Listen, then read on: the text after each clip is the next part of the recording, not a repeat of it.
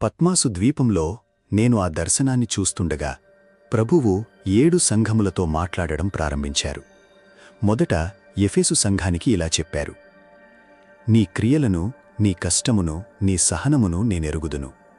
వారెంతో శ్రమించారు, సత్యాన్ని గట్టిగా పట్టుకున్నారు. కాని ఒక విషయం ప్రభువుకు బాధ కలిగించింది.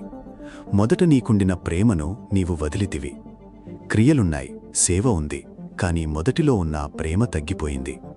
ఆ తర్వాత ప్రభువు స్ముర్నా సంఘంతో మాట్లాడారు. వారు బాధల్లో ఉన్నారు, హింసలు అనుభవిస్తున్నారు.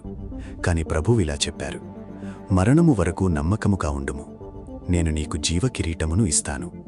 ఆ మాటలు వినగానే వారి బాధల మధ్యలో కూడా ఆశ కనిపించింది. తరువాత పెర్గము సంఘంతో మాట్లాడారు. వారు చీకటి మధ్యలో జీవిస్తున్నారు. సాతాను సింహాసనమున్న స్థలంలో ఉన్నప్పటికీ దేవుని నామాన్ని విడువలేదు. కాని కొందరు తప్పు మార్గాల్లో నడుస్తున్నారు. అందుకే ప్రభువు వారిని హెచ్చరించారు: మారు మనసు పొందుము. తర్వాత తుయతైరా సంఘం. వారిలో ప్రేమ ఉంది, సేవ ఉంది, విశ్వాసముంది, కాని తప్పుడు బోధలను వారు సహిస్తున్నారు. తర్వాత సార్దీ సంఘంతో ప్రభువు ఇలా అన్నారు: నీవు బ్రతికియున్నావని పేరుంది, కాని నీవు మృతుడవై ఉన్నావు.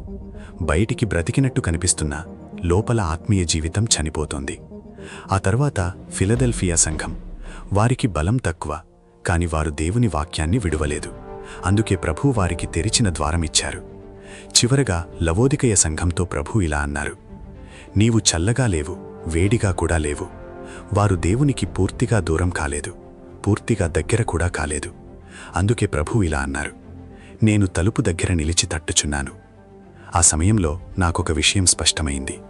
ప్రభువు ప్రతి సంఘాన్ని చూస్తున్నారు.